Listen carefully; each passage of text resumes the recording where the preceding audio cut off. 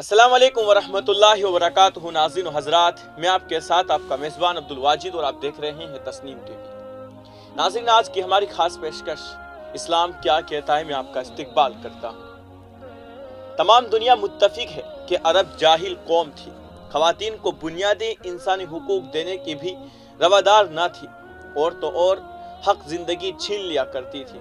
لیکن یہ بھی ڈھکی چھپی بات نہیں کہ اسلام نے جہاں تقریم نسواں کی اور بہت سے اصول اور قوانین بنائے، مثلا حق زندگی، بہترین پرورش کی ترغیب، حق جائیداد، کمانے کا حق، حدود اللہ کے دائرے میں خرچ کرنے کا حق، گویا اس کی عزت، جان مال کی تحفظ اور بقا کے لیے واضح تعلیمات دی، وہیں بناؤ سنگار کے جاہلی طریقوں، مثلا کھلے منہ اور کھلے سینے پھرنے سے منع کر دیا، نامحرموں سے یوں گفتگو پر پابندی لگا دی جس سے فساد پیدا ہونے کا اندیشہ ہو۔ لیکن اسلام کی ان آفاقی تعلیمات کو ہم نے گھر کی مرغی سمجھ کر پرکھا، اہمیت نہ دی۔ ہم نے قدیم جاہلیت کو تو برا بھلا ضرور سمجھا، مگر اس کے ساتھ ساتھ جدید جاہلیت کے پرکشش جھانسے میں بھی آ گئے۔ ستم بالائی ستم یہ کہ اس جدید جاہلیت کے حق میں اسلام سے دلائل پیش کرنے کی ناپاک جسارت سے بھی باز نہ آئے۔ مزید المیہ دیکھیں کہ ہم نے عورت کو بنیادی انسانی حقوق تو جانے دیے یا نہیں، لیکن عورت کی مادر پیدر آزادی کے فروغ میں نہ چاہتے ہوئے بھی معاون بن گئے۔ ہم نے بیٹیوں کو بحیثیت صنف نازک تربیت دینے کے سخت کوش بنا دیا۔ ہم نے گھر کی ملکہ کی حیثیت کو کمتر سمجھ کر معاشی خود انحصاری کے لیے طاق کر کے اقوام کے دو بدو لا کر کھڑا کر دیا۔ اس سے شعوری اور بعض دفعہ لاشعوری طور پر امیر اور مشاورت، جو کسی بھی ادارے کو چلانے کے لیے اسلامی نظام کی بالادستی کے عناصر تھے، ان کے نظام کو سخت زد پہنچی۔ لیکن باریک بینی سے جائزہ لیا جائے تو لبرلزم کے پروپیگنڈے سے زیادہ ہماری اپنے غلط رسم و رواج، روایات، ہندوانہ ذہنیت نے عورت کو باغی بنا دیا۔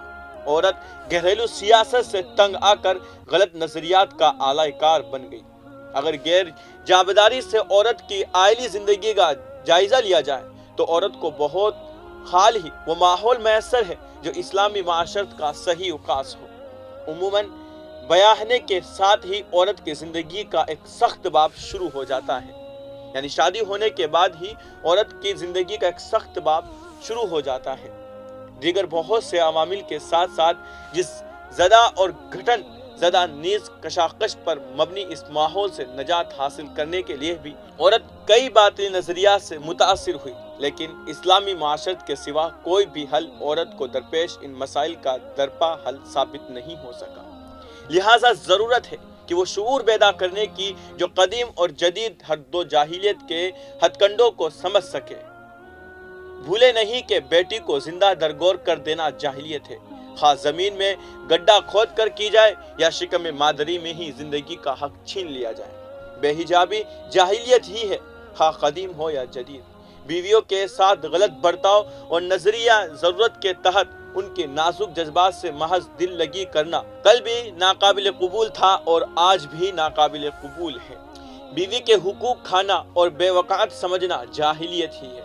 بہنوں کو وراثت میں حق نہ دینا کل بھی غلط تھا اور آج بھی غلط ہے۔ آئیے خواتین کو ان کے حقوق دینے کے لیے سرگرم عمل ہو جائے، بہنوں اور بیٹیوں کو فرائض کی ادائیگی کے لیے تیار کریں۔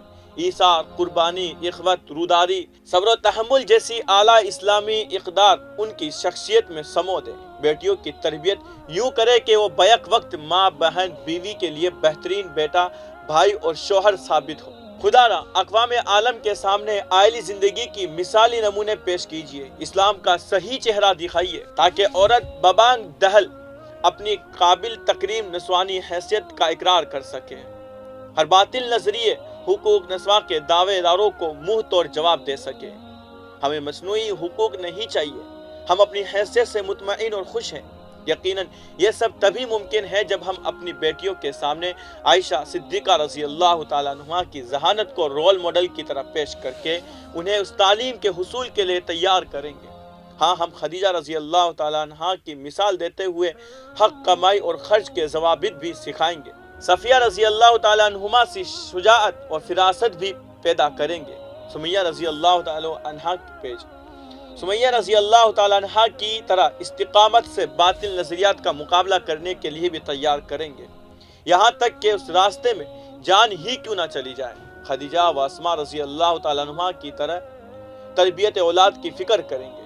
ہاں، ہماری تاریخ تو ہمیں ایسے وسعت قلبی اور تقریر میں نساء کے لیے تیار کرتی ہے کہ وقت کا خلیفہ عمر رضی اللہ تعالیٰ عنہ اپنی بیوی کو مسجد میں نماز کی ادائیگی سے اپنی ثوابدید پر روکنے کی جرأت نہیں کر پاتا۔ بیویوں کے حق میں ایسا خوبصورت اور رومانوی نمونہ دیتی ہے کہ خود محمد مصطفیٰ صلی اللہ علیہ وسلم اپنی پہلی بیوی خدیجہ رضی اللہ تعالیٰ عنہ سے محبت کا برسر عام اظہار کرتے ہیں اور اس میں کسی ملامت کرنے والے کی پرواہ یا خوف نہیں کرتے۔ عثمان غنی رضی اللہ تعالیٰ عنہ اپنی اہلیہ کی عیادت کے لیے غزوہ میں شرکت سے باز رہتے ہیں۔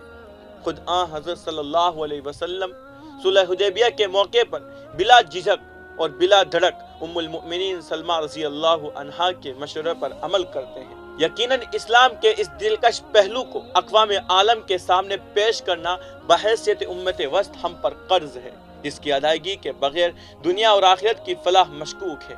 اللہ ہمیں اپنے فرائض کو سمجھنے والا بنائے، آمین، اور حقوق کی ادائیگی کے ضمن میں شح نفس سے محفوظ رکھے، آمین۔ اللہ تعالیٰ ہمارا حامی و ناصر ہو۔ تو آج کی اس رپورٹ میں بس اتنا ہی، مجھے دیجیے اجازت اور آپ دیکھتے رہیے تسنیم ٹی وی، آپ کے میزبان عبدالواجد کے ساتھ۔ اللہ حافظ۔